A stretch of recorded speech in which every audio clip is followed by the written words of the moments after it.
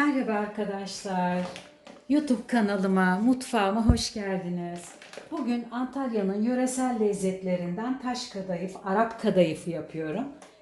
Başka bölgelerimizde de mutlaka vardır. Hemen söyleyeceksiniz biliyorum. Ama Antalya'da çok değer gören yöresel lezzetlerimizden biridir. Önce şerbetini hazırlıyorum.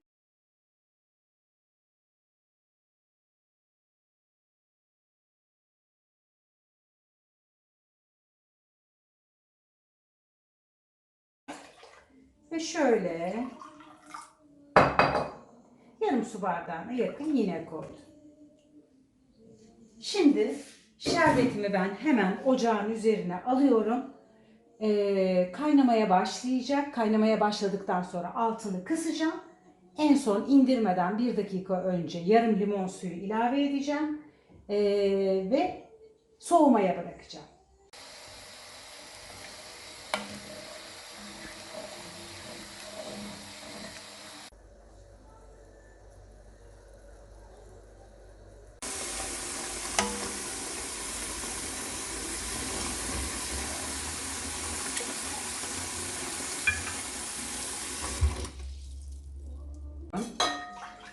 Bir buçuk su bardağı süt koyacağım. 1,5 su bardağı su. 1 çay kaşığı kuru maya. Ben instant maya kullandım. Bir minik tatlı kaşığı şeker, mayayı aktive etmesi için. Ben biraz aroma vermesi için portakal kabuğu kullanacağım. Kekleri hiç elemeden kullanıyorum. Ama burada sadece aroma vermesini istiyorum. Bu kadar da yeterli. Yaklaşık 1 çay kaşığı kadar. Kahve makinesinde çekerek de kullanabilirsiniz. 2 su bardağı un ekliyorum.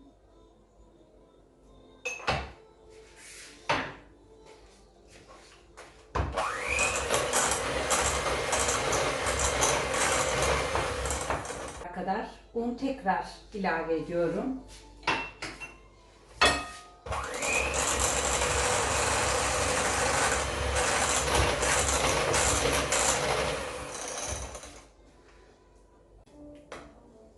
Kıvam bu arkadaşlar. Çok koyu değil, çok sıvı da değil.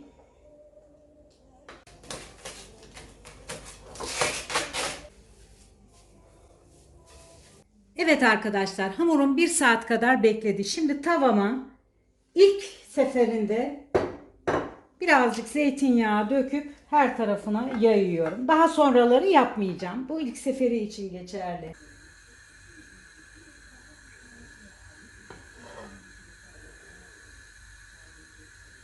Minik bir kepçeyle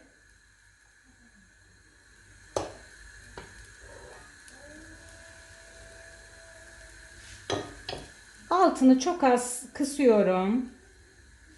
Burada bir tane deneme olarak yaptım. Size de tavsiye ederim. Böyle deneme yapın. Bakın üstü göz göz olacak.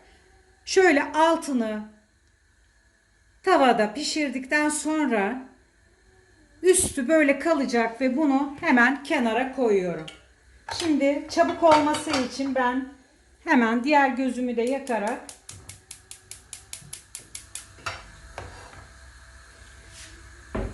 birdenbire kavrulmasın, üstünde ıslaklık kalmasın diye hemen şimdi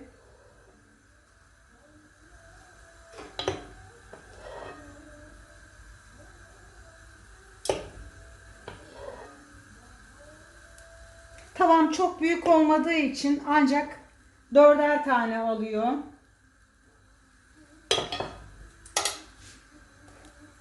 Bakın ne kadar güzel göz göz oldu. Görüyorsunuz. Öyle 15 dakikada falan bu kıvama gelmiyor kurumaya arkadaşlar. Yani eğer fırınınızı ısıtıp içine koyarsanız biraz daha çabuk olabilir. Üstünde de ıslaklık kalmayacak. O yüzden altını da şöyle hafif kısıyorum. Bezin üzerine çıkartacağım yapışmaması için. Bezimi de hazırladım buraya. Üstlerinde ıslaklık kalmayıncaya kadar pişiriyorum.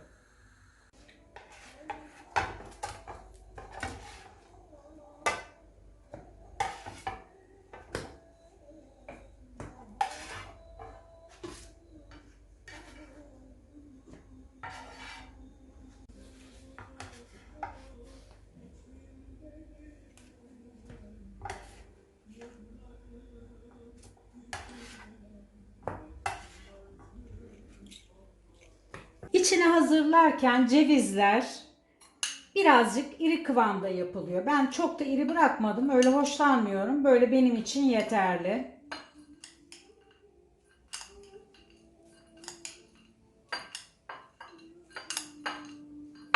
Ben içine birazcık aroma vermesi için tarçın serpiştiriyorum.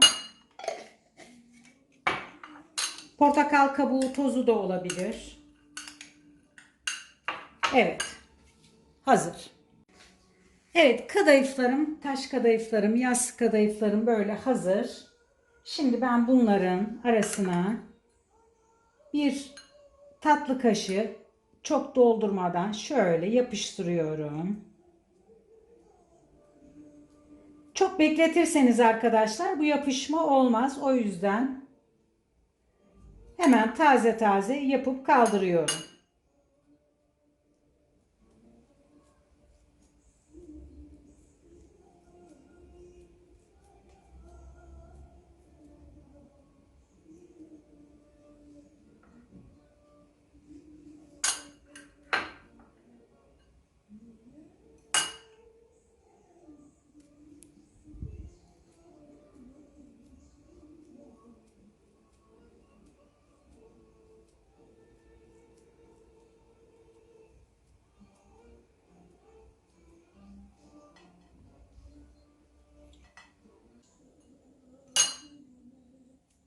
Şöyle kenarlarından parmak uçlarımla yapıştırıyorum. Taze olduğu için hemen yapışıyor. Antalya'da böyle Arap kadayıfını alabileceğiniz yufkacılar, fırınlar da var. Pazarlarda bile görebilirsiniz. Böyle arkadaşlar. Tavama bol sıvı yağ koydum.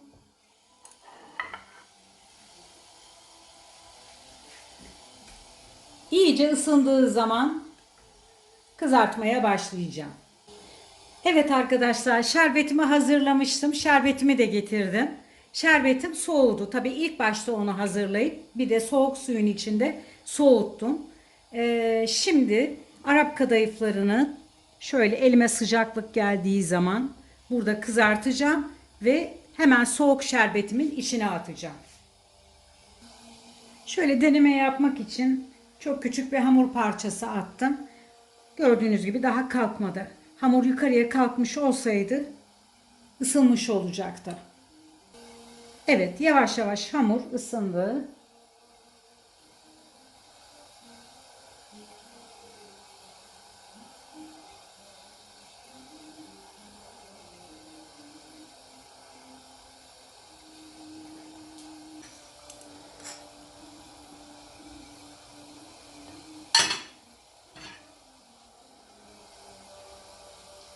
Hemen kaç tane olduğunu da sizlere söyleyeyim. 29 tane çıktı arkadaşlar bu malzemelerle. Siz de kaç kişilik yapacaksanız benim yaptığım malzemelere göre ayarlama yapabilirsiniz.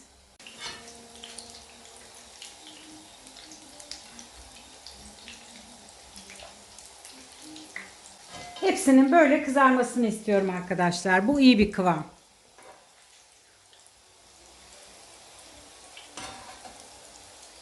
Yağını süzüp hemen şerbete atıyorum.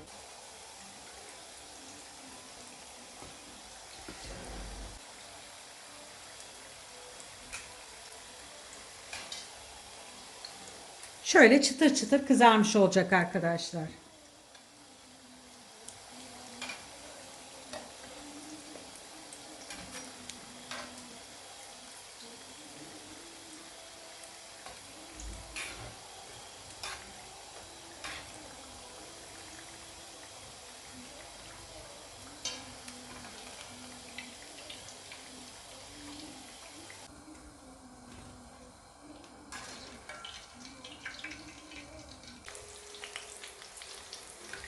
Diğerleri kızarana kadar biraz tutuyorum şerbetin içinde. Diğerlerini çıkartırken bunları alacağım arkadaşlar.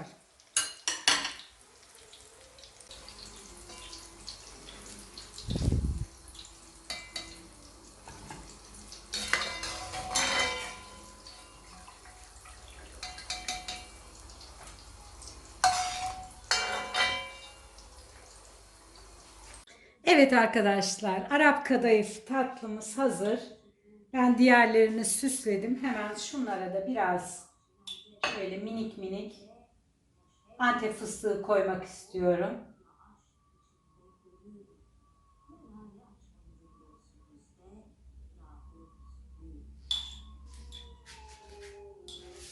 Sizin yörenizdeki adı nedir yorumlara yazarsanız sevinirim. Antalya'da Arap kadayıfı, taş kadayıf, yassı kadayıf olarak biliniyor. Yöresel lezzetlerimizden birini hazırlamak istedim sizlere. Başka videolarda görüşmek üzere. Hoşça kalın diyorum arkadaşlar. Beğeni ve yorumlarınızla desteklerseniz çok sevinirim. Hoşça kalın.